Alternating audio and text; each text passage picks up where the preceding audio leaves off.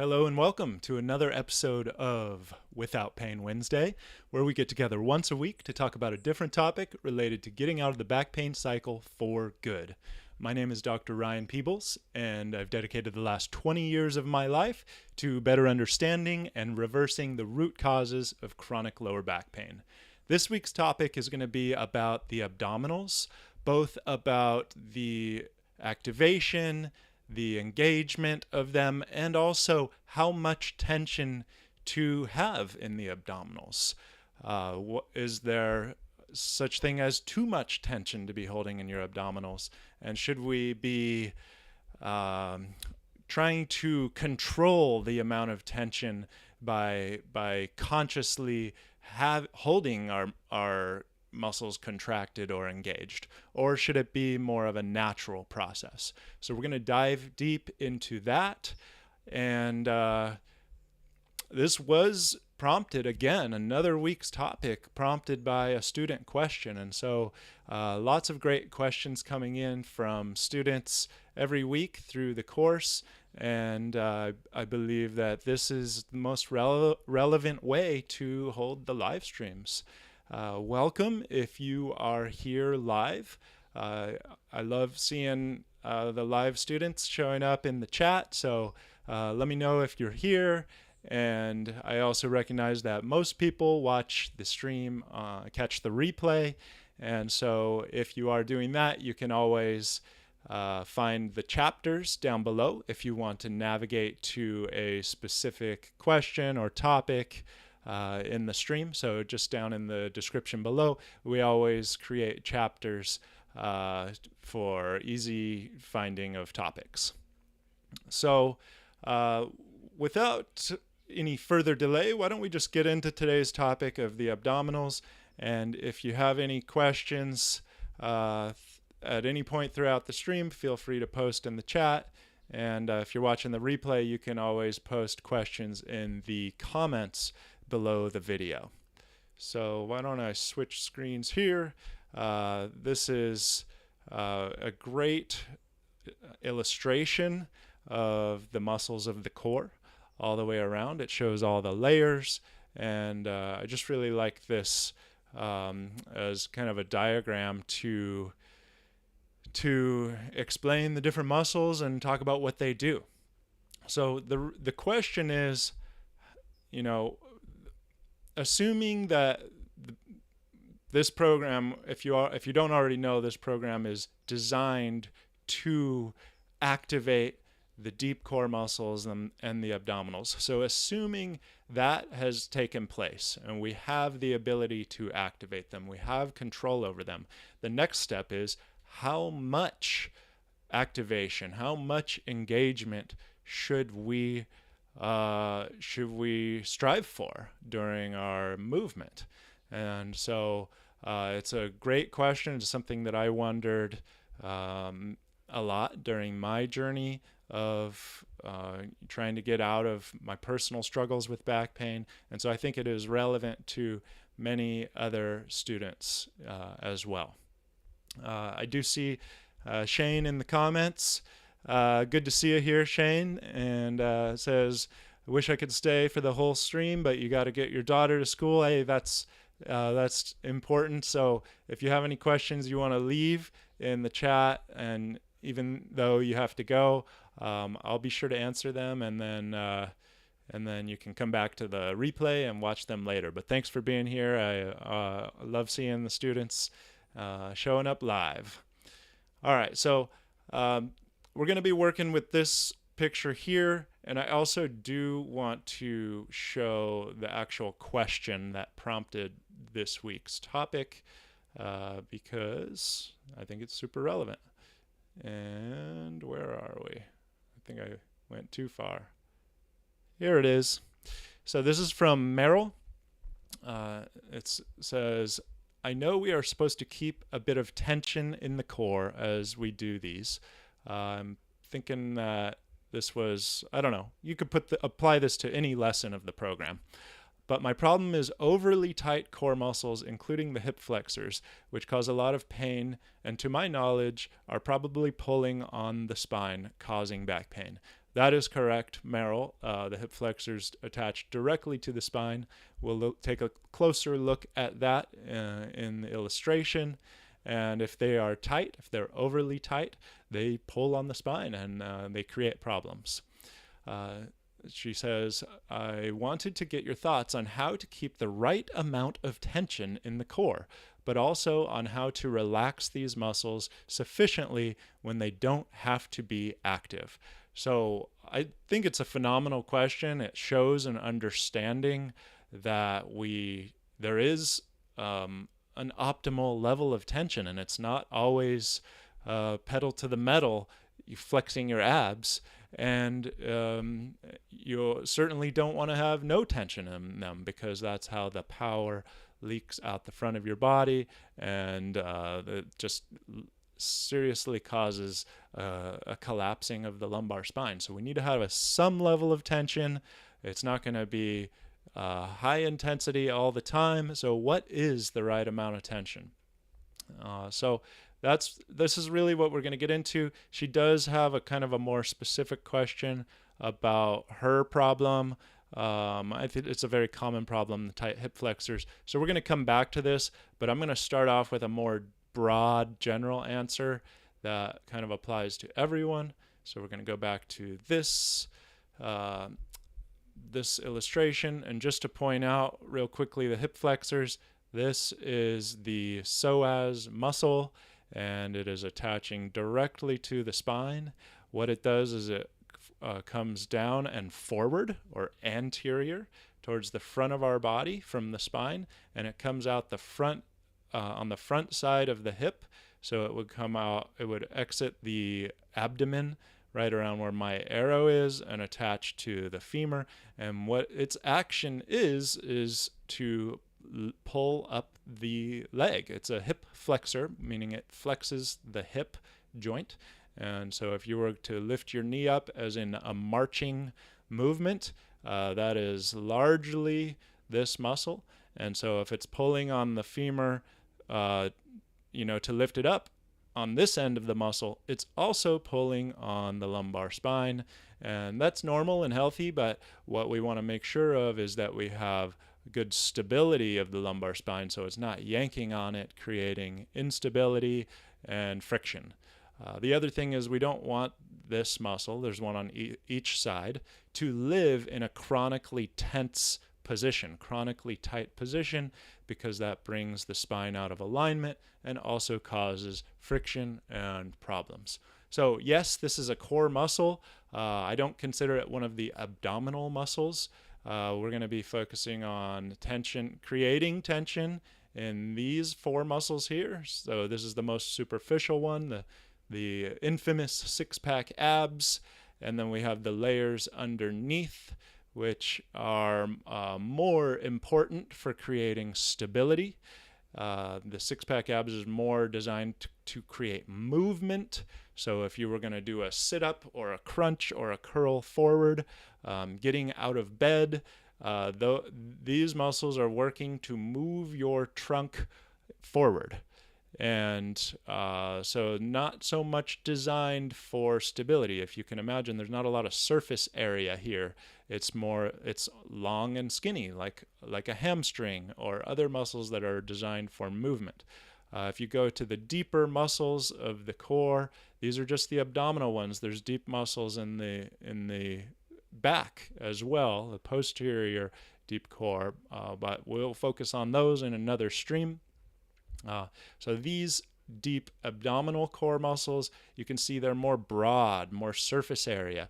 Their job is to compress, and by creating that compression like a abdominal corset, they create stability, and that is what protects the spine. So these are the muscles that I love to target and that we are activating in the program. So how do we know how much tension to put in these muscles? So we are assuming that you've already learned how to activate these muscles. Remember, that's a major challenge in itself for most people, is how do I access these muscles? I don't even know what they feel like. So we do learn that in the very first week of the program. We connect to something called our back anchor, and we learn a natural way of connecting and activating these muscles. And that comes after the breathing lesson, where we wake these muscles up, let people know that they have them. And so if you do a forceful exhale, you are using all of your abdominal muscles, not just the six-pack abs here, but all the muscles compress your abdomen to help force air out of your lungs. So that's a great way to just discover the activation of these muscles. And then in the next lessons, we learn to actually have more control over activating them. So assuming we've gotten through that portion, now we're trying to decide, well, how much activation should I have? And so this leads me into what I believe is one of the most important lessons in the entire program, and that is the 10% rule. This is a lesson that comes in Module 2, Day 2, and I believe it should be actually delivered earlier in the program. And so someday that may be moved forward in the program, but there does need to be a point where you are ready to learn this lesson. If it's the first thing you learn, it's not going to make a whole lot of sense. But once you get to a certain point and you're ready to learn that it's actually not beneficial to go full bore and turn and exercise with high intensity, and learn why that is the case, and understand that we are targeting these muscles that operate at a lower intensity, then you're ready to have this lesson. And so the 10% rule basically says, at this point in our training, you're going to get more benefit from exercising at a lower intensity, because these muscles that we're trying to wake up and target operate at a lower intensity. And if you exercise at a higher intensity, you are likely going to bypass this subtle postural system and go straight to the power mover muscles, not just the six-pack abs, but all of the movement muscles that are more on the surface layer of our body, the muscles that we know the names of, the quads, the hamstrings, the biceps, the triceps. These are all movement muscles, and they're glorified, they're popular, people know them, and no glory are the deeper muscles. People don't typically know the names of them.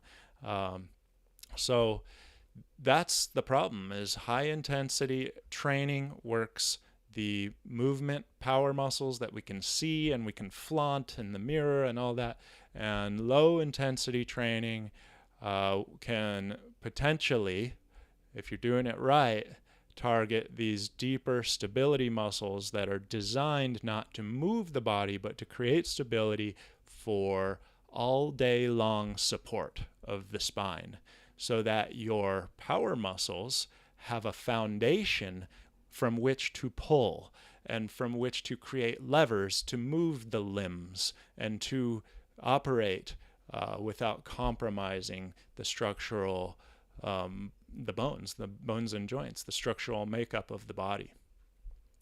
And so the 10% rule suggests that we do not exercise at a full intensity or even half intensity level of muscle contraction or engagement, and that we actually try to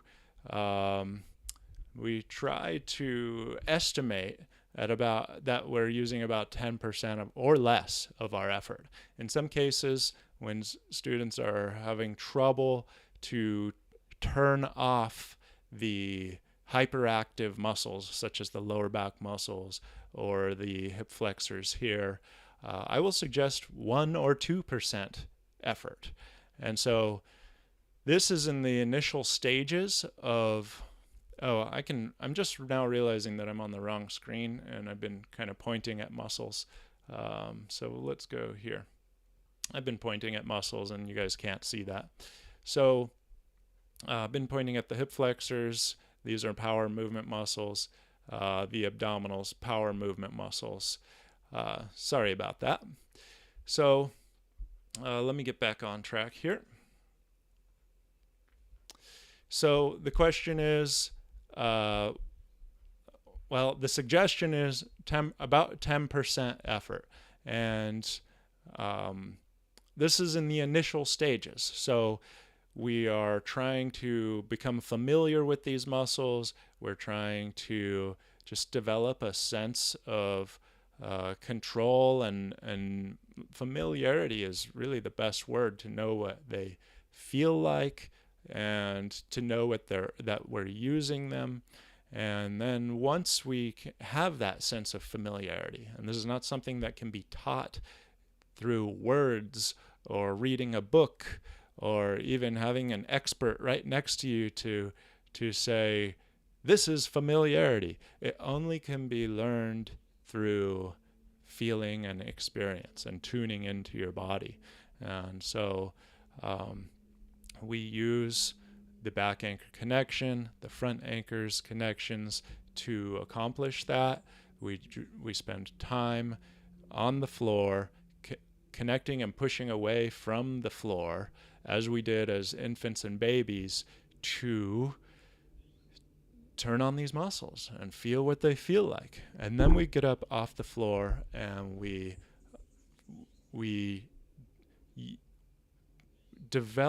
take that familiarity that we developed and we apply it to other movements, functional movements that we can use in our daily life. And when we start applying these movements, we're not going to keep that 10% rule forever. The 10% rule is a training strategy so that we can be more likely to be accessing these muscles and reduce the risk that we're bypassing them and only training these muscles and the lower back muscles. So basically, if you look at the shape of the muscles, the thin, broad muscles are more stability oriented, and they are more typically deeper layers, and they are more triggered by low intensity activities such as standing. Yes, standing is an activity, and sitting and walking. But if I were to say, this is my body, and I were to say, I'm going to train my core, I'm going to use a barbell with heavy weight on it, and I'm going to do a deadlift or a squat, and I lift that heavy weight. It's possible that I'm primarily just bypassing these muscles. They may or may not be turned on. Depends on my relationship and the neuromuscular connections that I've developed. And just using my quads and my hamstrings and my back, my superficial, look how thick these muscles are, the back muscles and the abdominals. There's no telling that we are engaging the deep stability muscles. And so we have to treat the body in layers, just like it really is, and start at the deepest layer. And think of that, the deepest layer, at least here, is low intensity. And as we increase the intensity, we go layers out.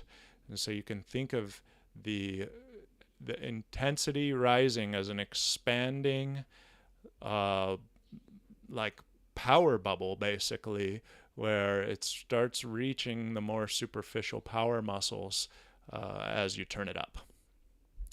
And so I'm going to kind of get back on track to the question here, which was how much tension should we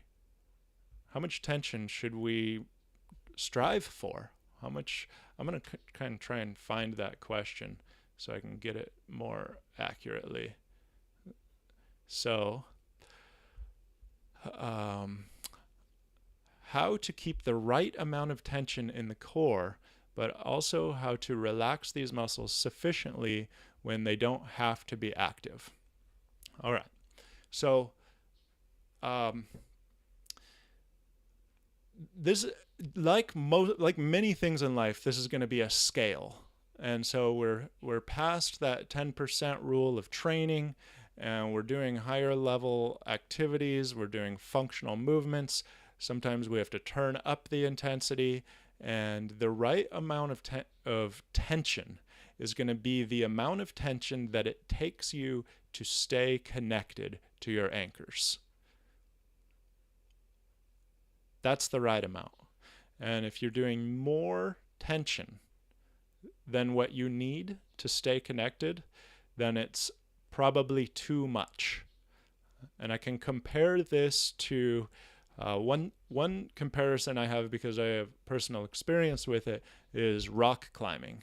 And so if you've ever, I'm assuming most people haven't done rock climbing, but it's a sport where endurance is really important, and especially in your hand and finger muscles, or your forearm muscles, which control the hand and fingers. So as you're climbing up a rock wall, you're gripping the rock. And if you over grip the rock harder than you need to hang on to the wall, you're wasting energy. And you're going to run out of steam sooner than you would if you only grip the rock as much as you need to safely hold on to the wall. And so that is the right amount of tension to have in your forearm muscles or your hand and finger muscles. And so if we compare that to the core and core balance training, the right amount of tension is that amount of tension which you need to stay connected to your anchors. And so that begs the question, how do I know if I'm connected? What is staying connected to your anchors? And if that's a question that you're asking, then we need to go back to the basics. Module 1, Module 2, get back down on the floor, connect to your back anchor, and feel what that feels like. Okay, I'm connected. That required a certain amount of tension from my abdominals to make that connection. And then I'm going to do a higher intensity movement. I'm going to push away from it and elevate my pelvis. That's higher intensity. I got to turn it up higher than 10% to accomplish that. It might even require 100% of tension. And so that's related to doing a higher intensity activity. But then we go back down and we lower the pelvis and we just remain connected. Okay, that maybe it's somewhere around 10% effort now. So that's staying connected. If you let go fully and your back anchor disconnects from the floor, then that's not enough tension. So the right amount is about that amount that requires you to stay connected, and if you need to do a higher intensity activity, then you turn up the intensity. And so you develop that familiarity, and you eventually are able to get up off the floor and feel, okay, this is what it feels like to connect to my back anchor in standing or in sitting.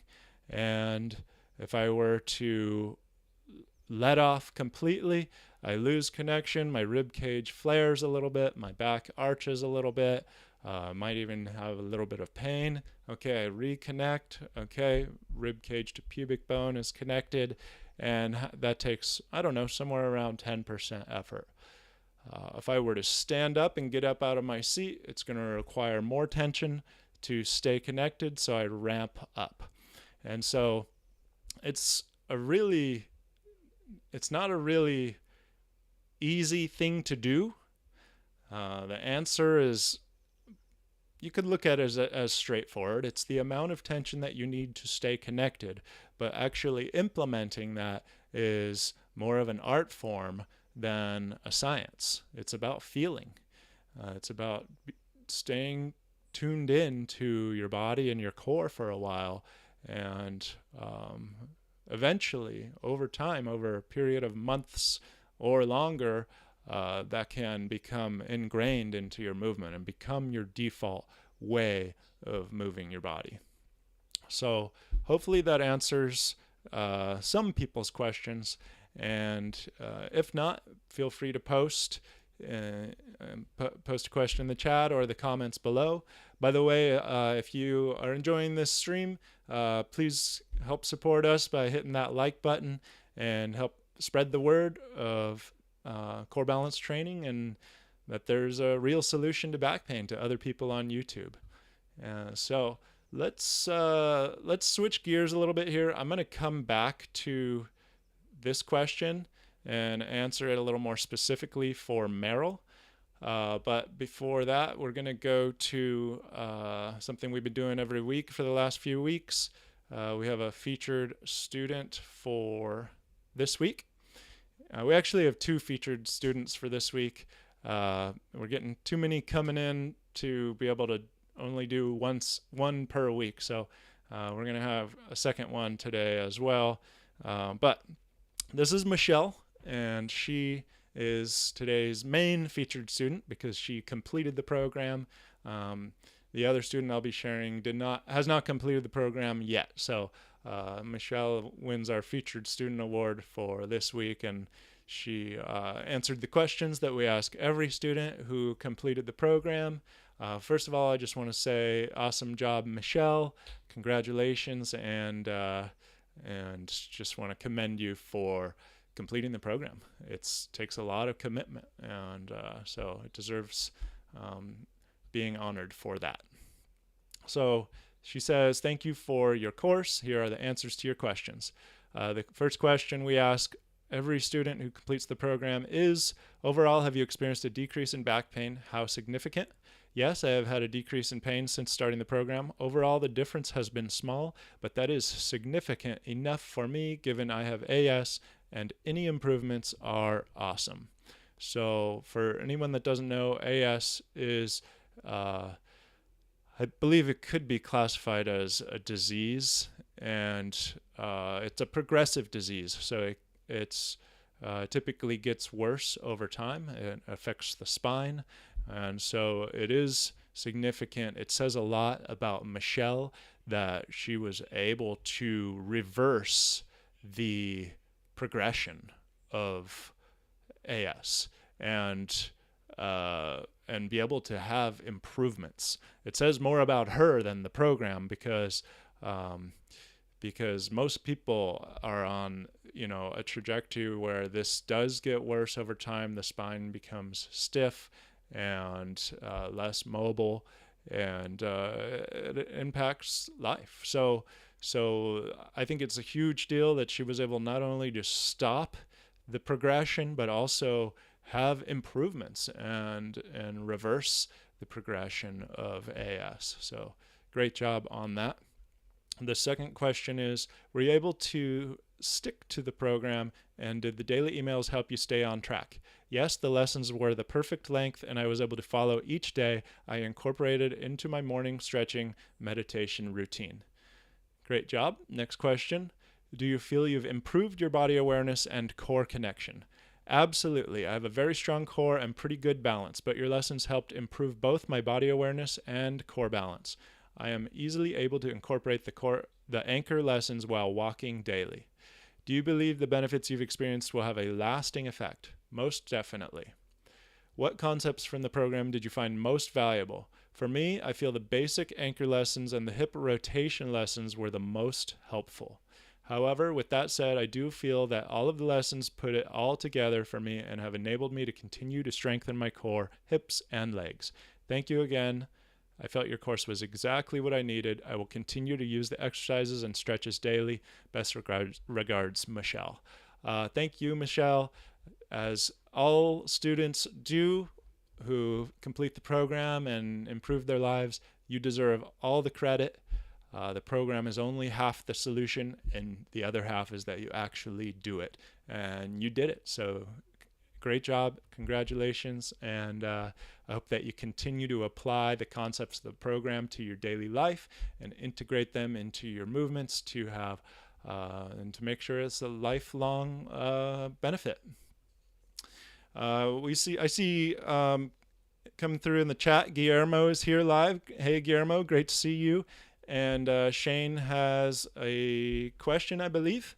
So it says, the hour car ride and sitting in my computer chair are the two things that cause me the most discomfort on a daily basis. Do you recommend any specific types of office chairs or wedge cushions? I do, because I also work at a computer a lot.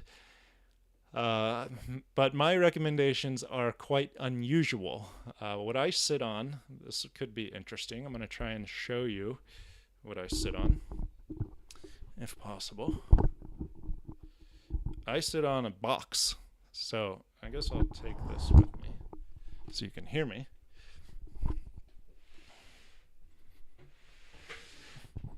It's just a box, and it's actually considered a plyometric box, so people jump up and down on it in gyms and stuff. It's pretty basic.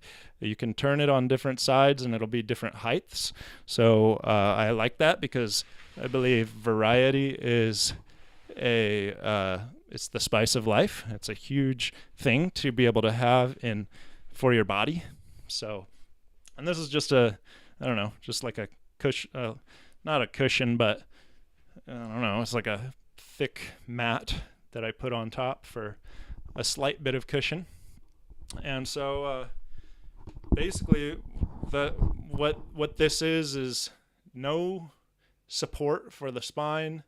If my spine gets tired, which it does, I just stand up, move around, change position. I've got other variations that I use, which maybe I'll do an entire stream on someday, but it would take too much time for me to go over it today. So, Shane, my recommendation to you is build your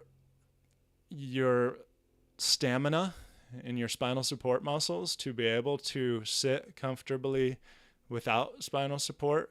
I believe that's an important ability to have. And then it makes that much better when you do get to have a spinal support or a backrest for your chair, to let the muscles just relax. But you don't want them to be relaxed all day long, because that's when they lose connection. They lose the communication channels with the neuromuscular connection, essentially, to your brain. So my recommendations are variety, not too much support. If you're using a ton of support right now, you can't go to nothing. You got to gradually work your way down to more natural sitting. Imagine you're just sitting on a tree stump or something. I think that's what people used to do back in the day.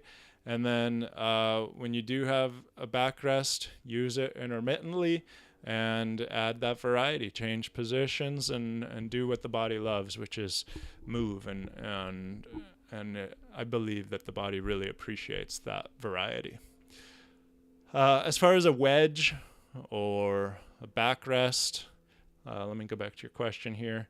I don't use any wedge cushions. I don't use any kind of like lumbar supports. But one thing that I genuinely believe is that there is no lumbar support or wedge cushion that is going to be comfortable for more than a couple hours. Every single thing that you can buy as a support for your spine will probably, if it's right for you, will probably feel good and work for a little while, and then eventually it gets uncomfortable because the body wants to change and move. And so maybe that's 2 hours on average, and then you go, you've been sitting on this lumbar support for 2 hours, and then it gets uncomfortable. It doesn't mean it doesn't work. It just means you need some more variety. So take it out. I don't know, stand up, change position. And that's why I use this box, because it has 3 different height levels. I can put things on top of it. I can kind of like put one leg up on it and stand and then switch legs. And so that's my strategy. And the car is a different story. That's going to have to be adjusting the seat, and if you have a lumbar cushion, to put it in, take it out, stuff like that for long car rides anyway. Thank you for sharing, Asti. It says she sits on a stability ball. So that's like a Swiss ball, exercise ball. A lot of people do that. And if you do that, I recommend having it a little bit less than fully inflated, because if it's fully inflated, it takes a lot of balance, which is good for a short period of time, but your muscles will eventually get tired, and then you start to resort to your default protective muscles, and you feel the fatigue, and it's a little bit too much work for longer term sitting. So if you deflate that ball, it makes it a little more, you still get the benefits of the movement, but it's a little more stable. So let's get back to questions. Let's see. We did the featured student. I'm going to, I don't know if Drew is here.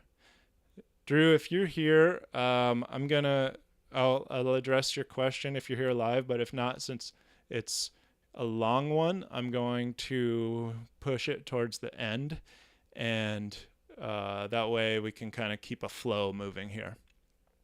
So we're going to go, I'll wait to hear from you in the chat if you're here live, Drew. We're going to go back to this is really the first question we're doing today from student lesson comments. So it's appropriate that we do the one that the topic was based on for today. So to Meryl, this is going to be a more specific answer to your question than the topic that we spoke about earlier. I know we're supposed to keep a bit of tension in the core as we do these, but my problem is overly tight core muscles. So I wanted to address this because typically most people have overly tight hip flexors. So she does say that, including the hip flexors. And it's a little bit more rare that people have overly tight abdominals, although it does happen. And if that's the case for you, Meryl, then let me know. I'd like to differentiate between core meaning abdominals or hip flexors. Because if you have overly tight hip flexors, which you're saying that you do, that's normal, and we're going to follow the typical protocol of the program. If you have overly tight abdominals, that's a little bit more rare, and so that would change my answer. So I'm gonna wait until I hear from you to talk about that, because it can be quite a lengthy answer. So I'm gonna assume that your overly tight muscles are the predictable pattern, which is the hip flexors, the lower back, etc. The rectus femoris is part of the hip flexor group, iliopsoas. Those could be considered core muscles, and many people do consider them core muscles. So you say this causes a lot of pain, and to your knowledge are probably pulling on the spine, causing back pain. And that is true. We teach about that in the first week of the program. I wanted to get your thoughts on how to keep the right amount of tension in the core, but also on how to relax these muscles sufficiently when they don't have to be active. So if we're talking about the hip flexors, iliopsoas, rectus femoris, and some others, it's hard to say, I'm going to relax you and just relax the muscles. So that I don't have a strategy for. I haven't discovered how to actively relax an overactive muscle. So what we train to do is we train to lengthen the muscle, and we provide support around that muscle so that it feels safe to let go of that overactivity. Muscle overactivity is typically protective mechanism. It's protection. It's holding a lot of tension in it to protect some part of the body. And so if we can support that part of the body with the surrounding muscles around that muscle can do a little less work, turn down the tone, and just, I think of it as just letting go. And that happens through the activating of the other muscles, not so much the deactivating of the overly active muscle. That's a difficult thing for, I haven't figured out how to do that in most cases. We can use our breath to help relax muscles, sending your inhale into the areas that you want to relax can be effective. And so you, especially in the bridge, you can think about sending your breath into the hip flexors. That can be really effective, and in other positions as well. So that would be one strategy, the breathing. The other strategy is using the exercises to build the muscles around it, and also, like in the bridge, you're lengthening the tight hip flexors in an active way, so they remain lengthened and they learn how to function in that lengthened position. And let me go back to your question. Keeping the right, so the other part of your question is keeping the right amount of tension in the core. And so it will depend on what activity you're doing, Meryl. So as I talked about in the beginning topic of this stream, standing is going to be very low level of tension, but it's the amount of tension that you need to stay connected to your anchors. So what does that mean? Well, we developed that familiarity with staying connected to your back anchor and your front anchors in module 1 and 2, in the anchor positions, the anchor awareness positions. So we're kind of taking from that experience and using that familiarity to know what that feels like in standing. And also we have some key indicators, like if your rib cage flares, you can see that it's flaring or feel that it's flaring.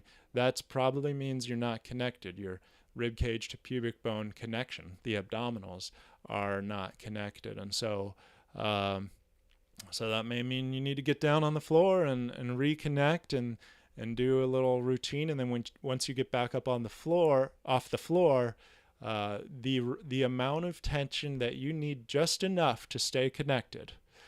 And I did give kind of an analogy to rock climbing earlier in the stream. So in the chapters below, in the description below, if you find the chapter on the rock climbing analogy, that can help to describe the right amount of tension to stay connected to your anchors, but not more than what you need to stay connected. So that's my advice, and it is a scale, and that scale changes depending on what you're doing. So if you're doing a higher level activity, higher intensity activity, you're going to probably need to ramp up your tension in your abdominals to maintain connection during that activity. But ultimately, it's gonna often go back to Module 1, Module 2. We don't try to control the abdominals. We don't try and artificially flex them. We connect to our anchors, which are not muscles. The anchors are not muscles. They are support points. They are typically bony prominences of the body. And so when we connect to them, the abdominal engagement happens naturally. And the body has it wired in of which muscles to use, the synergy of the muscles to use, and how much to use to perform that movement. And so we trust the body, we trust what's ingrained in us from birth to be able to control the how, the who, and the how much. And so all we have is this intention to stay connected, and and to be able to do that throughout the things that we're doing, and not to do more than what is required to stay connected. So that's my answer. If you want a more specific answer than it will to an activity, then you can give me an example of an activity, and I can kind of break down doing that specific movement. But in general, it's going to be a scale, and we need to match the intensity to the activity that keeps us connected during that activity. Okay, hopefully that helps. We're going to go ahead to the next question, and that is from Manami. This is another general core question, so on theme with today's topic. It says, thank you for all those answers. So this is in response to other answers I gave. Very helpful. I understand it's hard to explain exactly. On standing, when I breathe in and expand with fat, I get the feeling that my low back is flat and engaged. That may be close to what you may be saying. I wanted to bring this up and talk about it on the stream because I do prefer the focus of the get fat concept to be more on the front of the body.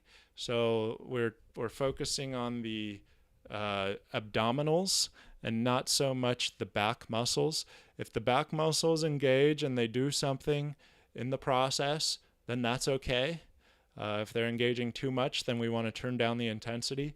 But when we're talking about getting fat, we are more focused on the deep core abdominals. I'll go back to the illustration.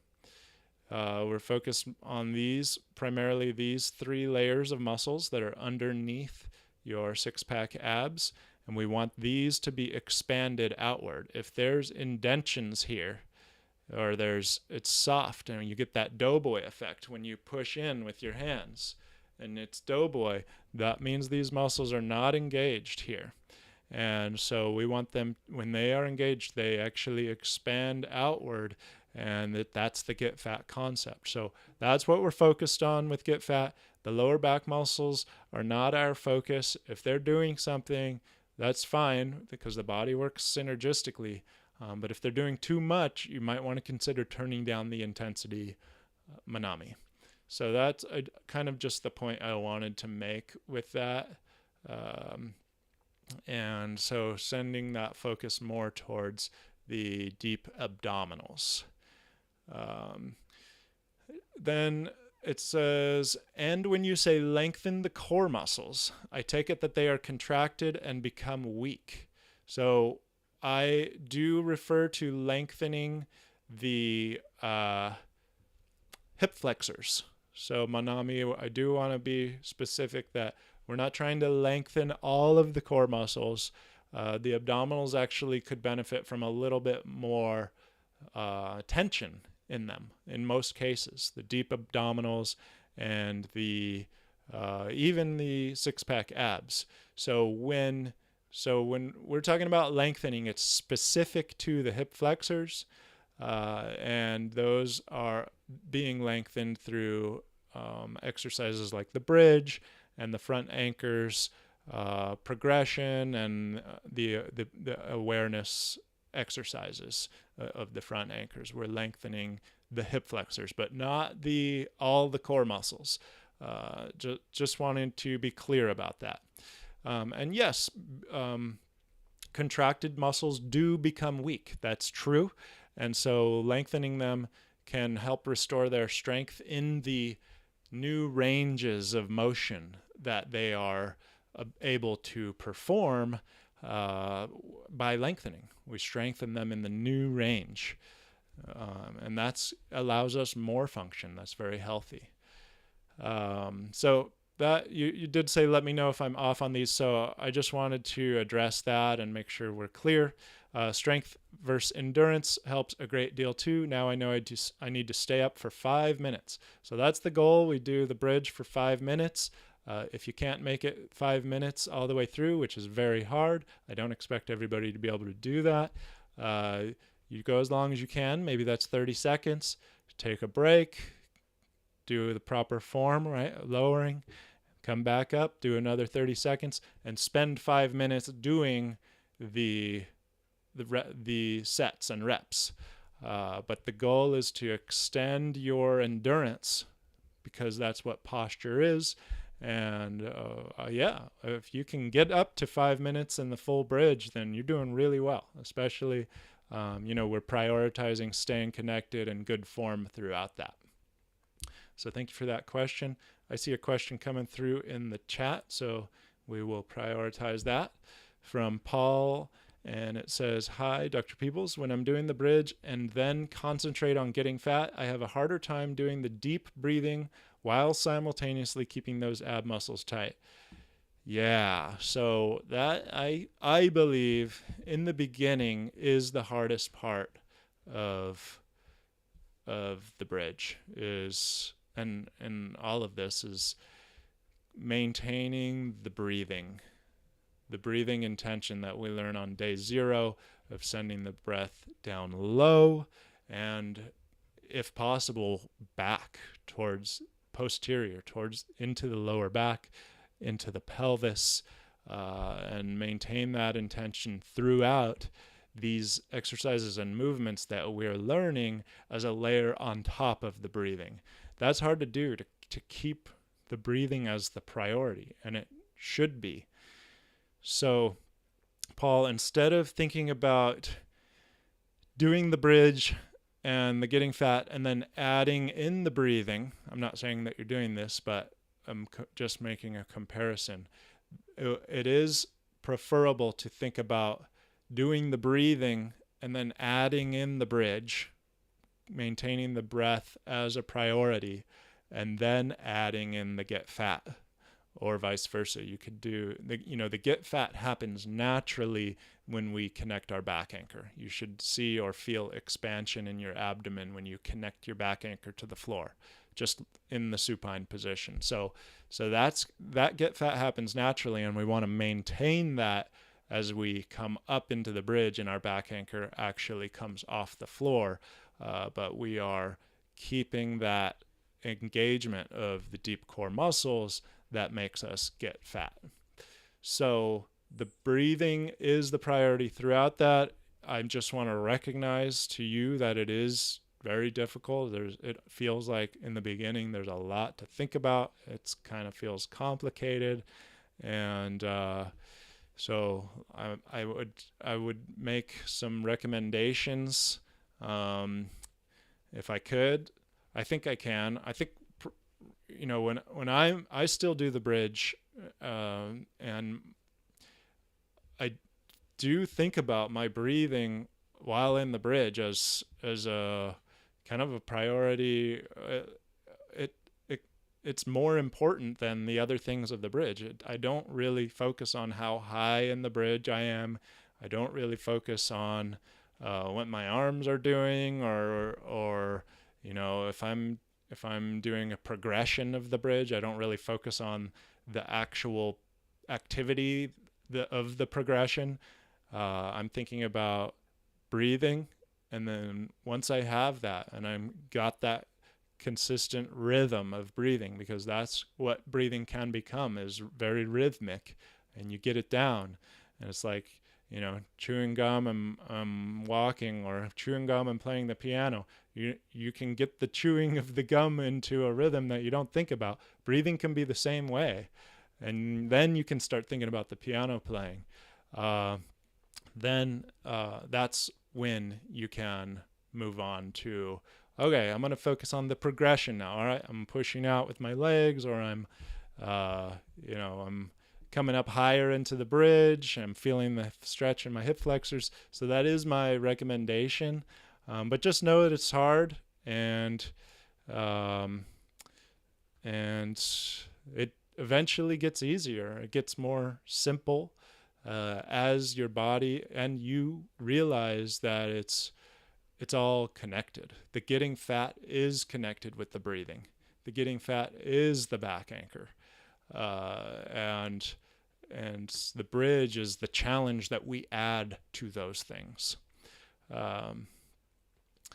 Paul, you say, I've been doing a lot of the butt buster bridge since it's helping with my SI joint pain. So when I add that, I'm more concentrated on the leg movements with the resistance bands than the breathing. So yeah, and that's easy to, I think that's probably really common. I would say most people would agree that that's the way we tend to do things. And so uh, it's hard to do. It's helping your SI joint pain, which is going to help you in life. And so sacrificing here and there to accomplish the goal, that's your priority, that's understandable. So if I were you, what I would do is start with the regular bridge, because it certainly doesn't hurt the SI joint, and it actually helps it as well, and focus on the breathing, and then add the band as another layer on top of that, and try and continue that rhythmic breathing that you developed with the regular bridge, while adding that extra layer of the band.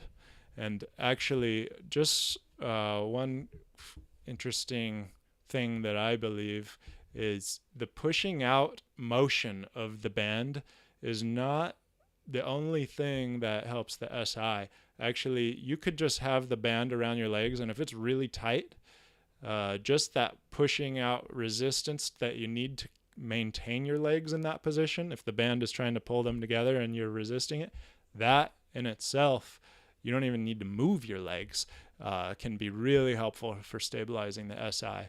And I've even used a belt and other static, not elastic, but static materials on my patients and myself to provide that resistance. Just push into the belt.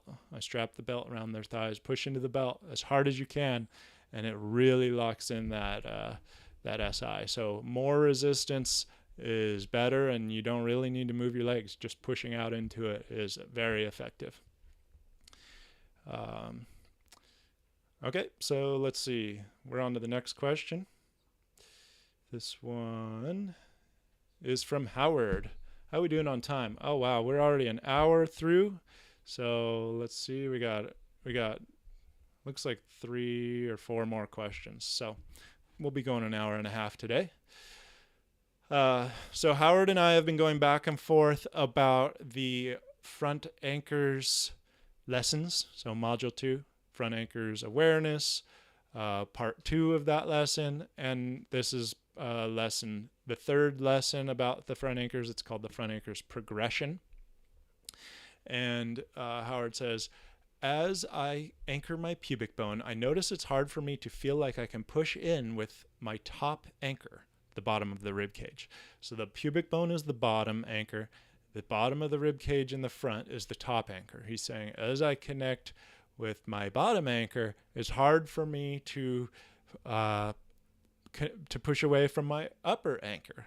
And so I did respond to this. This is a great observation. I'm glad he shared. I'm glad you shared, Howard, because it's something I can explain why that is the case. And so let's get to your question. You say it's like the lower anchor becomes the whole fulcrum. So the pubic bone becomes the whole fulcrum, and probably your rib cage kind of comes off the floor. Any suggestions on how I can maintain that upper connection pushing away? So part of the predictable pattern that we fall into is tight lower back muscles. And if I could probably find an image that helps me explain this. And when the lower back muscles become tight and the abdominals become stretched out, that creates a curvature in the body. And so let's see if this one works. So the curvature in the body causes a concave curve in the back and a convex curve in the front. And so, yeah, the pubic bone is pretty far away from the floor if this guy's laying down, and the bottom of the rib cage, there's like a rounded shape in the front that doesn't allow them to both be connected at the same time. But if we look at this healthy posture here, it's more of a straight line down. And you can imagine it'd be easier for this guy with this posture to connect the bottom of the rib cage and the pubic bone to the floor at the same time if you're laying face down. And so just explaining to you, Howard, that this is it's indicative of the pattern that the vast majority of us fall into. That is the underlying cause of chronic lower back problems, and so it's okay. You're fit the pattern, and that's this is the pattern we're trying to reverse. And so just trying to say that it's understandable, it's explainable, it's okay. And through the work that you're doing, we're going to get more towards this posture, and it will be easier to connect the front anchors at the same time. So do I have any suggestions about that? Yes, absolutely. I'm looking back to find your question again here. Here we are. So my suggestions are, this is what I'm addressing here. Any suggestions on how I can maintain the upper connection pushing away? So my first suggestion to you, Howard, is just to start in the front anchor's awareness position and don't even try anything. Just relax into the position for like a significant period of time, a couple minutes, and just breathe and let your body relax, because that in itself can be very powerful for allowing the lower back muscles to relax and just letting your body kind of melt or mold to the floor. And that can help your posture alone. Once you've felt like you've reached a level of relaxation, then you can start with the two anchors separately, because working on them separately will help to correct the muscle imbalances that may allow you to, in the future, do them simultaneously with more ease, with less effort. And so, doing the lower front anchor separately from the upper front anchor will help lengthen your hip flexors and reverse that pattern of tight hip flexors. Doing the upper front anchor separately and working on that by itself will help to strengthen your upper postural muscles that allow you to not have that rounded shoulder posture. And that's part of the back of your core that we need to turn on and engage. And then if you can then work on just not pushing away yet, but just connecting the front anchors at the same time, so the pubic bone and the rib cage, and just work on keeping them both connected to the floor simultaneously and breathing into that. That's going to help build, let's see if I can't get my mouse over there, but if you go to the skeleton to the right, that front connection, pubic bone to rib cage, that's going to help shorten that distance and help give you more of a straight line. And so it's all it's progression, just like the name suggests. This entire program is progression. Everyone starts out from a different starting point in their fitness and their life and their age. And so you have to work where you're at and progress at your pace. And it may mean that you need to take an extra week in Module 2 to be able to get to the front anchors progression properly, where we're staying connected to both anchors and then elevating the legs by pushing away and alternating and marching essentially with them. So that's my suggestion on that first part. We're going on to the next part. It says, I answered this one already in my written response.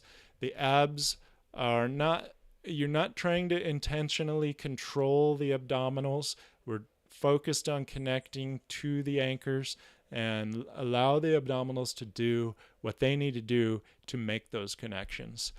If anything, the abdominals are pulling the pubic bone into the floor. That is one intention I do want you to have. And if that means that they are expanding or pushing into the floor, sure, let that be.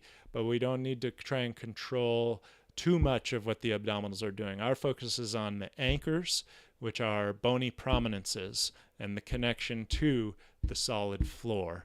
And so the anchors are not muscles, and we don't try to control them. We control the bony prominences, and the muscles are our means to do that. They are they have neuromuscular connections that are ingrained in the body, and they're smarter than our conscious minds. They work synergistically together, and it gets very complex. And for us to try and control that and all those little muscles and how that happens, it gets too complicated. So we want to simplify and just focus on connecting the anchors. Should there be space between my stomach and the floor? No. If you watch the videos, you'll see that my stomach is kind of just it's congruent with the floor consistently from pubic bone to rib cage. That stays the same. What changes is what's above the rib cage and what's below the pubic bone. But that area from again back to the skeleton, from here to here, stays anchored pretty much throughout all these front anchor exercises. Lastly, it's really hard for me to move my upper legs. I can get them to elevate by anchoring down the pubic bone, but then elevating them more is really hard. That's okay, Howard. Again, this is just a progression, and you got to work where you're at, and it may be extra hard for some people and not so hard for others, and that's just because we're all different and coming from different levels of our past. So work where you're at, and you're going to progress towards this becoming easier, and that happens gradually over time. I can do it a tiny bit, but I feel like it really engaging my butt. That's okay. Yeah. And I can bend my knees but not lift my thighs, and that's okay too. This is how I was for months when I was first experimenting this stuff. It was really just my lower legs that were elevating, and my knees and thighs were not coming off the floor. But eventually, through repetition and practice, I was able to push away from the pubic bone, and my thighs would elevate. And that's as my hip flexors become more lengthened, and there's more range of motion for that to happen. So it's a gradual evolving of the body, of the shape of the body, of the posture, and everything actually just becomes easier through repetition. And the key is to stick with it and work where you're at. So hopefully that helps, Howard. We're going to get to the next question. I see Paul says, thanks. I'm definitely getting benefits out of the bridge exercises. You gave me access to the Coaching Hub recently. I'll send a video. Awesome. Yeah, I'd love to see that, Paul. So look forward to that. I have a next question from Eduardo. This is in the Back Anchor Challenge 2. So this is quite a challenging exercise. Module 4, probably one of the last lessons in Module 4, probably day 3 or 4. It says, every time I try to do this exercise, I feel more pain. What should I do? Eduardo, and this is going to be this is going to be my advice for everyone and for any exercise. If you are feeling pain doing an exercise, specifically the Back Anchor Challenge, and specifically to you, Eduardo, my advice is to turn down the intensity and to potentially go back to a previous exercise where you're not experiencing pain. And the reason is because everything about this program is a progression of what preceded it. And so if you get to a point and it's too challenging or painful, then that's okay. That just means you probably need to spend more time on whatever preceded that. And in this case, it would be the Back Anchor Challenge 1, and get better at that, more confident, develop your core stability and strength. And then once you feel ready, you return to the Back Anchor Challenge 2 and work on that until you get better. And the entire program is laid out like that. And so there's nothing inherent about this exercise that's going to be harmful or damaging to the body. But if it's being done without that back anchor connection, which is the top priority, is maintaining that connection, and or too intensely, and the connection eventually gets lost, then that is game over for the exercise. It's not providing any benefits. So this exercise is safe when connection is maintained, and this is a very scalable exercise in itself. So you can really turn down the intensity within this exercise and just not extend your arms and legs so far, and just maybe go out just a tiny bit where you can maintain a strong connection and feel no pain, and work there. That's where you're at. And then try and gradually push that limit, push your abilities over time, over days and weeks. And that's how the progress is made in this program. It's not over one session or even a couple sessions. The progress is made over repetition, over days and weeks, and that's the commitment.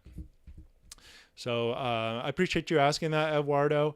I'm sure it's relevant to other people, so thank you for asking, and I hope that helps.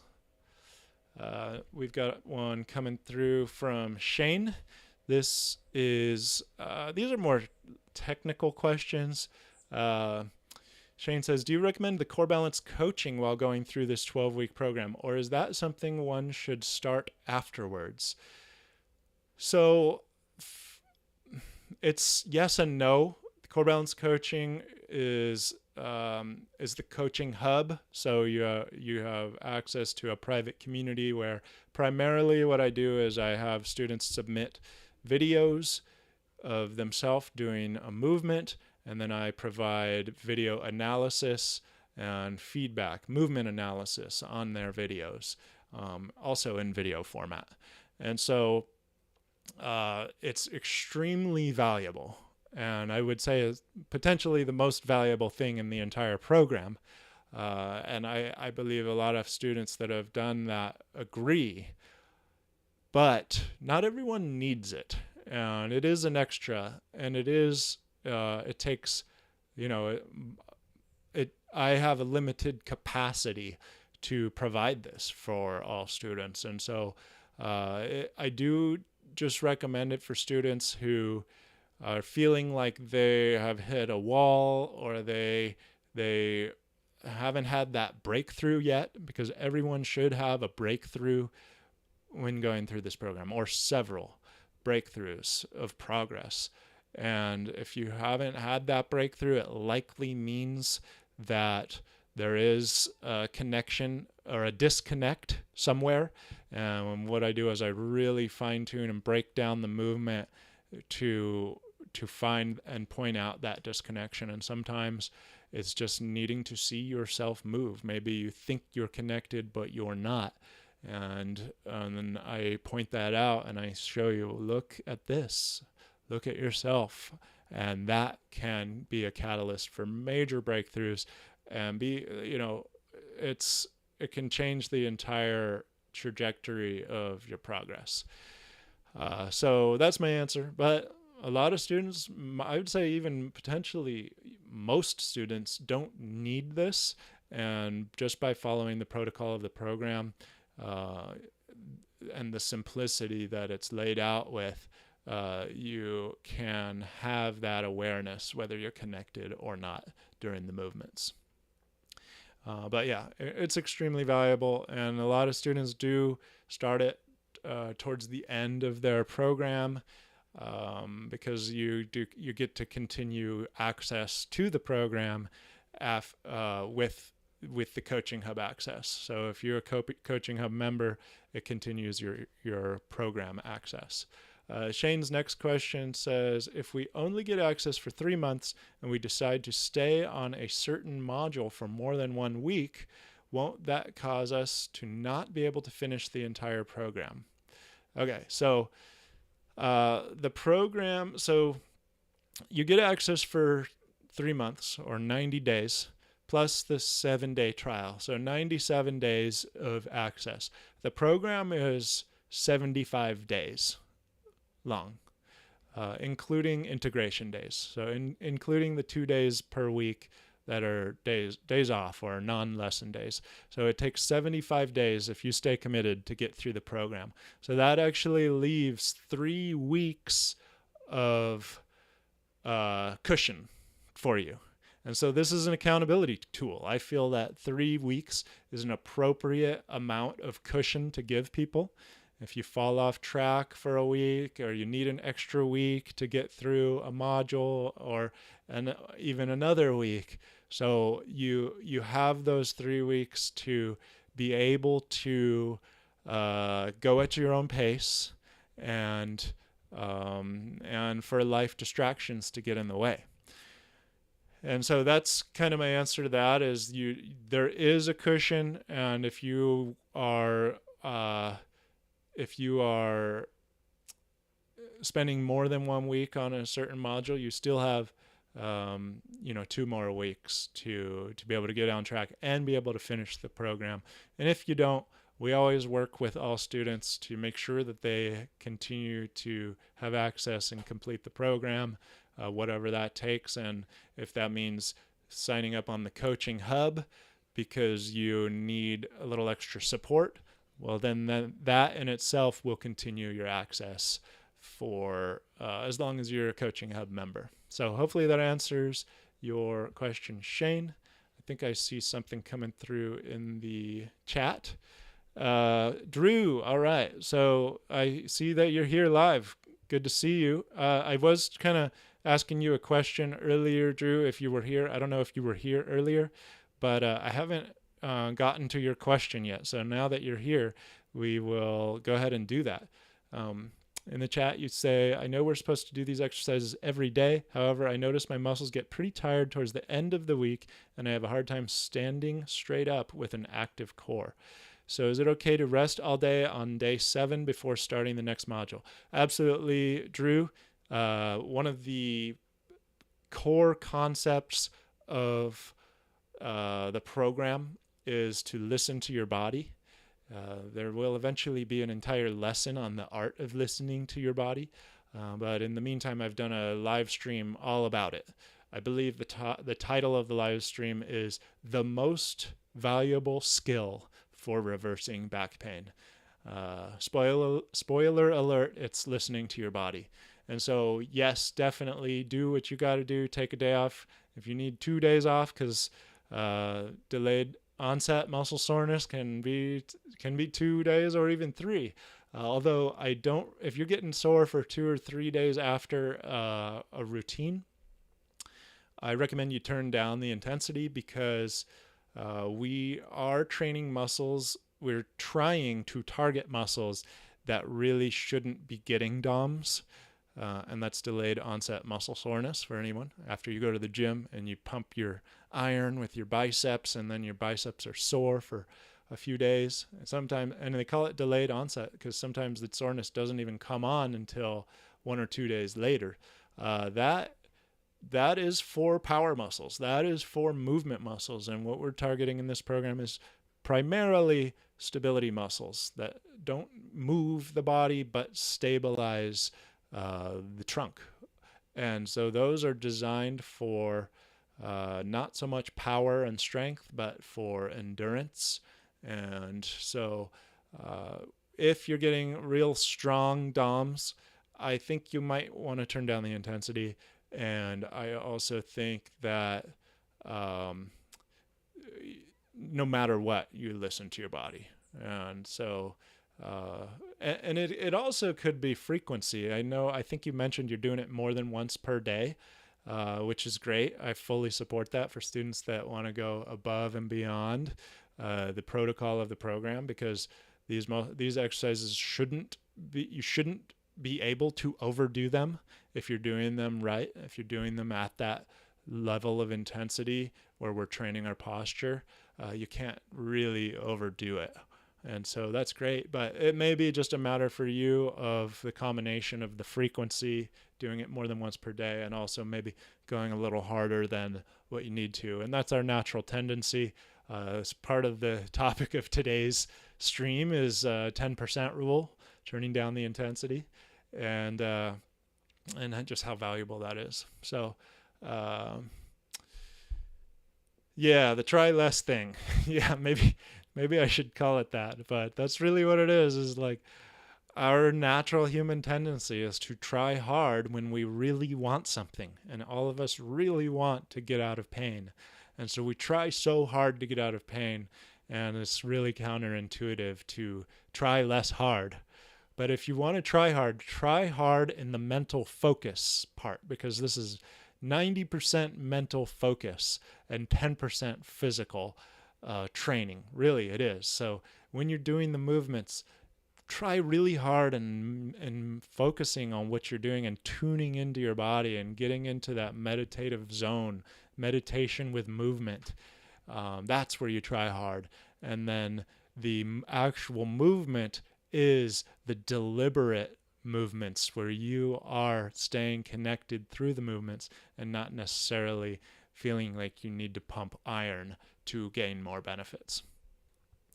Yep. So Drew says hamstrings super weak is super common.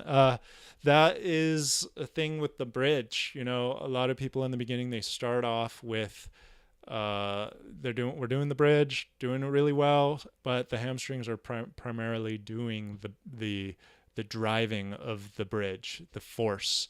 And gradually, as we continue to do the bridge, the perfect bridge, the way it's taught in the program, the glutes will become stronger and start taking more of the role of that driving force, and the hamstrings they are also getting stronger, but they're needing to do less, and that's why they tend to cramp significantly less. They often cramp in the beginning, first day or two, and then that completely drops off after the glutes start to come in and support. So yeah, very typical. I see Chris showing up live. Chris, good to see you. It says, somewhat off-topic question. I recently began running again and have pain in my right lower leg just to the inside of my shin. Okay, inside of my shin. Right leg always feels slightly externally rotated. Any advice? Let me come back to that. I just want to see if we are still on topic with Drew. Says, yeah, concentrated meditation and cramped hamstrings in the beginning. Yeah, so all of that is, making sense, Drew. So it seems like you understand what I'm saying. So let's see. Chris recently began running. So if I was gonna do an evaluation on you in a physical therapy clinic, I'm your PT. I work in a clinic. You come in and you're like, "Hey, I'm Chris. Here's my script. I'm your patient." I would say, "Have you changed anything recently to cause this new pain that you're experiencing?" And your answer would be, "Yes, I recently started running." And I would go, "Okay, that is where we need to start." And so it's most likely has to do with this change in your lifestyle, change in your activity levels. And often with running in particular, I did work in a sports clinic that primarily served runners, because runners are very stubborn and they will run through pain. Oftentimes it's doing too much. It's repetitive trauma and going beyond the body's current ability. Or if it's a really avid runner, it's often breakdown from doing too much and not giving it enough rest in between running. And so that's probably what's going on. Pain in the right lower leg to the inside of your shin. If it's not nerve pain, then it's likely impact pain.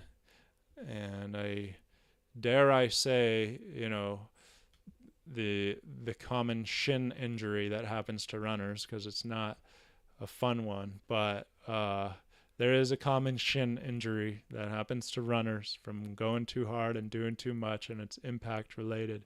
So hopefully it's not that, because if it is, then you got to rest. You're going to have to rest quite a bit. And let that heal, and then gradually, it's all going to be all about gradually exposing your body to the increased levels of stress. And you could apply that statement that I just said to everything. If you're trying to make progress in with the body, and I'll just limit it to the physical body, but I assume this applies to more than just that. If you're trying to make progress with the physical body, it's graded exposure to stress. Gradually expose it to more stress over time, over weeks and months, while giving your body enough rest in between exposures to build back up stronger. And that's it. So hopefully that's really just what it is. If it is nerve pain, which is not a typical place inside of your shin, is not typical of nerve pain, Chris, then I would give a different answer. Right leg always feels slightly externally rotated. That's good awareness, Chris. So I'm not sure if I want to go deep into that just because of time's sake, because we're already at an hour and a half. I don't have a solution to when somebody has that feeling of always having one leg that's rotated differently than the other. But in general, you're going to want to look at your hip rotation range of motion on both sides, see if that is limited. So potentially your right hip is limited in internal rotation. So that would be turning inward like that. I guess to you guys that looks like my left arm. Does it? I don't know. But anyway, internal rotation of the right hip, you want to make sure you have enough of that. And an exercise that that I could recommend would be the deep hip rotation motor control for just getting more control of rotation. And then also I really like the typewriter squat for training hip rotation. You can really target that exercise to go into your hips. And I think that's going to be my advice for now. And see if you can train that away. And if not, then we might have to dive a little deeper. Paul says, I find it helpful to break it up during the day. I do a few exercises in the morning and then in the afternoon when I've been sitting at my desk working for a couple hours. Do more. I love that, Paul. That's actually a fantastic strategy. That's probably what I would recommend to everyone if it were feasible, but it's just like too much to ask. But I think that's really great to break up the day. I really believe in doing little bits of the big goal, little bits and pieces of the mission or the whatever the job is. Breaking it up and doing it more spread out seems really effective. So for the body, that works too, and it breaks up the sitting as well. So thanks for sharing that, Paul. Yeah, I support that. Let's see. We've got yes, Drew. I'm going to be addressing your question last. We're at the very end of the stream, so it's perfect that you just showed up for that. Let me see. I think I had one. No, I don't. So you're up, Drew. We made it through everything, and yours was really long, as you know. So anyone who is here live or even on the replay, just a heads up, I'm going to be reading a lot right now. Not only because it's a good question, but also Drew shared just his experience in the program so far in the first 2 weeks, and it's been extremely just powerful to me to read it, and I think it'll be inspiring to other people. So here we go. Switching screens. It says, hey Ryan, I would just like to say thank you so much for this course. Literally, my entire body is healing. I am using these exercises to fix my anterior pelvic tilt, and it's working really well. But there are things that are amazing me even more. I am just now realizing after doing these exercises that the whole time I just had a really weak core, aka weak stabilizer muscles. The lesson on how working the bigger muscles does not work really changed the game for me. I'll read that again. The lesson on how working the bigger muscles does not really work really changed the game for me. That's pretty much the topic of part of the topic of today's stream. This is the kind of imbalance I was coming from. My pelvis was rotating anteriorly. That was making my thighs tight and back tight, and my glutes and abs weak. I knew that stuff already, and so I was doing traditional core exercises and even some weighted squats and ab exercises, but nothing was working that well. But here's the kicker. My core was so weak that my right shoulder has also been out of place for years now. My lower trapezius and maybe other muscles could not hold it back in place, so it would always dip forwards, making my chest and shoulder and arm tight. Sitting in chairs and lying down was uncomfortable, and I could never relax right, always having to constantly adjust my shoulder blade back. I thought, okay, so those muscles are weak. I'll strengthen them by doing weighted back rows, back flies with like 5-pound weights and pull-ups, etc. for my back. But those didn't work because I was working the bigger muscles, not my core stabilizers. Doing these exercises, especially the front anchor belly time, one has literally reset my shoulder faster than me doing the previous things mentioned for months. That's really powerful. I really appreciate you sharing that, Drew, because I think it's hard. It's not that people don't believe me or don't believe it. I think it's hard for people to believe this whole 10% rule thing, and that it's actually more beneficial to do less sometimes. Not to do less quantity of effort of commitment to your body, but to do less intensity of effort while you're working on your body. Okay, so this is a real life example, and I think that's easier for people to believe and grasp. It spells it out. So thank you for sharing that. Drew, you say, I seriously cannot believe how simple this is. All I had to do was strengthen my inner core stabilizers. My entire body is being healed, held right, and put back together. Literally, all my issues are going away. Thank you from the bottom of my heart. These issues have affected literally every area in my life. I couldn't play guitar very long without cramping. I couldn't dance. I had to stop exercising and working out. Me too, Drew. I had to stop exercising and working out for a couple years of my life because of my back. I was afraid to move too much without my hips popping and snapping or my shoulders snapping the nerve back and forth. To be honest, I was losing everything that I loved to do. My dreams and goals were starting to fade away. So thank you. There's more, everybody. I'm loving it. I just, typically I don't read a whole lot on stream because it's not ideal YouTube material, but this is just so powerful. So here we go. Also, it is totally true about the Dantian Sea of Power that gets stronger. As my core is being strengthened, my confidence in myself just keeps getting better. I haven't felt this confident and sure of myself concerning accomplishing goals and believing I can do anything and facing my fears in a long time. It's doing wonders to my mind. I had tried other things, and so I kind of hesitated spending $200 on this, but this program I was always looking for. This is the program I was always looking for. Thank you so much, Drew. So here we go. We have a question coming up from Drew, kind of in like the PS section of his message, but just want to kind of separate this out and thank you, Drew, for sharing. I hope that some other student out there or prospective student watches this and sees this story. This is, I believe, you're 2 weeks into the program, Drew, and that it motivates you to make the commitment and change the rest of your life, change the trajectory of your life from potentially going down a spiral to being able to climb out of it and get back to doing the things you love. That does help your mind, and doing activities you enjoy is going to be just a positive feedback loop for everything. It affects your entire life.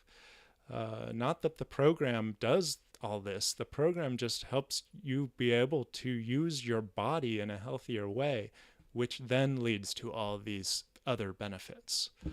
So here we go into the PS section. Oh, also, from my core being weakened, I think, and also from when I was lifting heavy weight with a weak core, my ankles kind of suffered.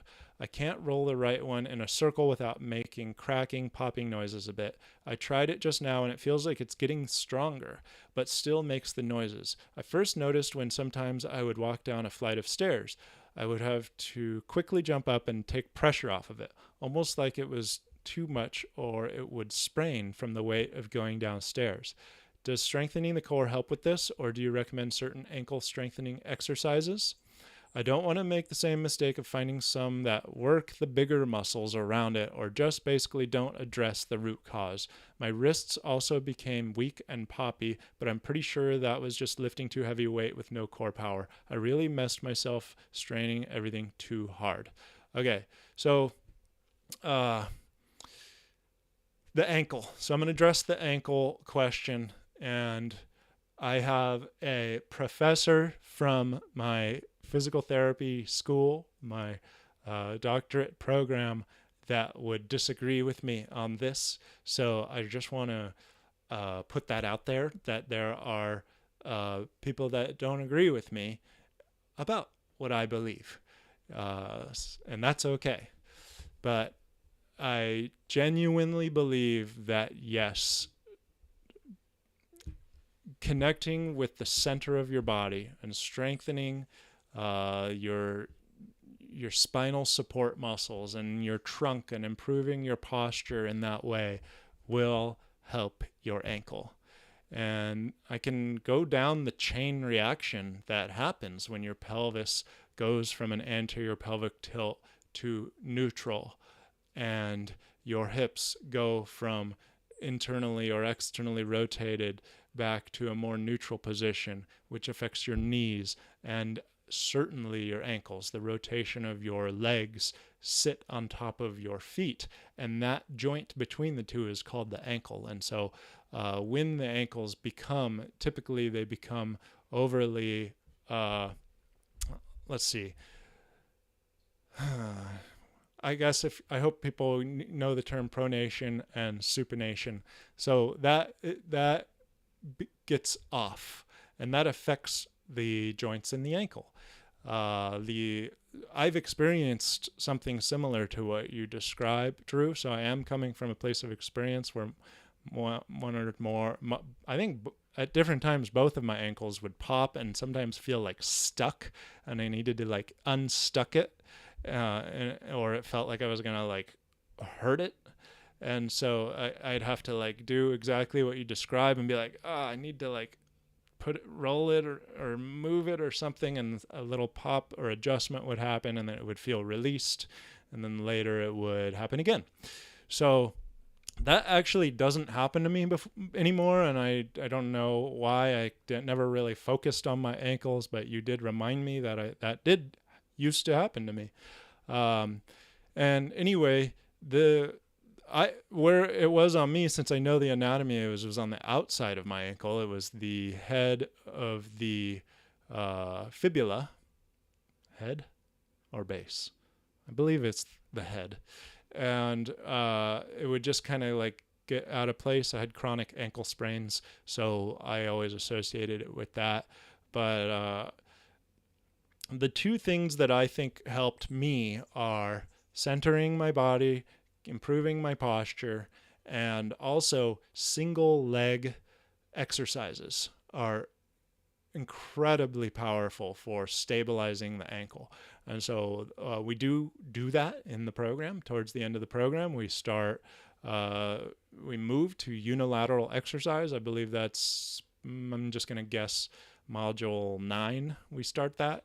And so we start doing a whole bunch of single leg stuff, and it's not for the purpose of this, but one of the byproducts of this is that your ankles will become strong and mobile.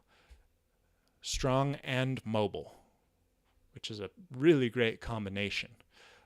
Typically, strong can often come together with immobile or stiff, and mobile often goes together with weak or loose or lax. So when you're doing single leg exercises, You're getting that mobility in your ankle plus building incredible strength. And so I would just say stick with the program. And once you get to that point in the program, really spend a lot of time on that ankle and build the strength standing on that. You could start now standing on one leg, connecting to your anchors. You haven't gotten to module 5 yet where we put all the anchors together, but we do single leg anchor triad, and that's the starting point of standing on one leg. I think that'll probably help a lot. I'm not going to recommend you go to any manual therapist and have someone adjust your ankle. It seems like it's an instability issue, and there are probably some tendons that are pulling on things a little too much in some places and not holding it together in other places. And I just don't think that a manipulation is going to be I don't even know if it would be beneficial at all. It may not be the opposite of beneficial. So stabilization in that case, single leg stuff, but just try balancing on one leg, and then we'll get to that point where we add functional movement to it. It should get better. I believe it will. And we don't have to get the microscope out and start dissecting your ankle and doing real specific stuff, because I think the whole body works synergistically, and it will find balance if you guide it that way. So I see some stuff coming in the chat, some conversation between Paul and Drew. Awesome. Love hearing it. Totally changed your outlook, Paul. I love it.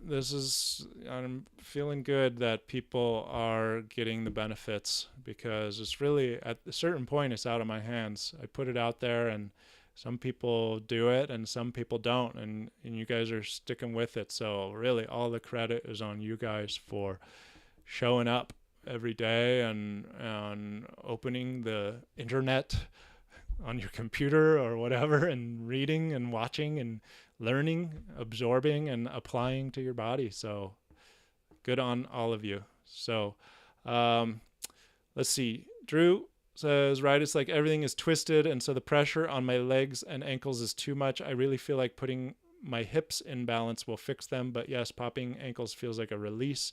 Yes, I've noticed the step back single leg squats stabilize me more. You're welcome. Yeah, for sure. It does seem like what you're experiencing, Drew, is kind of possibly the same thing that I experienced. And another thing I can tell you is that if there's no pain with the popping, don't worry about it. That's what they teach in PT school, and I do agree that if there's popping together with pain, then we'll do something about it. But if the pain is starting to go away, even though the popping is still there, it's not something, it's actually going in the right direction. Whatever you're doing, keep doing more. And it's not really, a popping without pain is not something to be too concerned about. That's what they teach anyway. And hopefully the popping goes away too with you doing continue doing what you're doing. So, I think that's everything. So another stream in the books. We are at an hour and 45 minutes. So, I think last week we did it in 1 hour.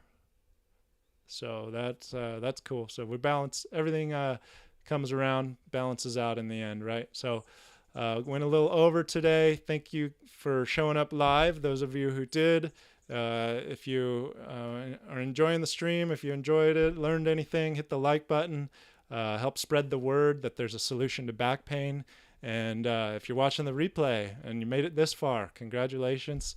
And hit that like button and support the channel.